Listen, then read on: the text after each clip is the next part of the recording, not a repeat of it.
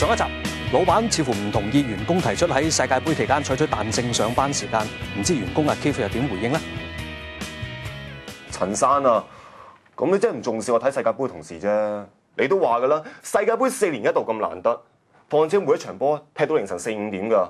第二朝咁早起身翻工，邊有精神翻工㗎？況且啲客啊都唔會咁早翻工啦。你都同意㗎？阿 Keith 啊，陳生啊，彈性時間上班咧係有需要。咁我對公司好，你都想公司好㗎。辯論另一個好重要嘅技巧，就係喺據理力爭嘅同時咧，説話要清楚。咁同時咧，要俾對方要有發言嘅機會，唔好一味只係強調對方同意你嘅部分，亦都唔好只係一味喺處重複嗰啲已經俾對方反駁咗嘅理由，亦都唔好淨係睇住自己一方嘅利益，就不理其他嘅。以為聲大夾惡先至係有理由，咁其實咁仲反而有反效果。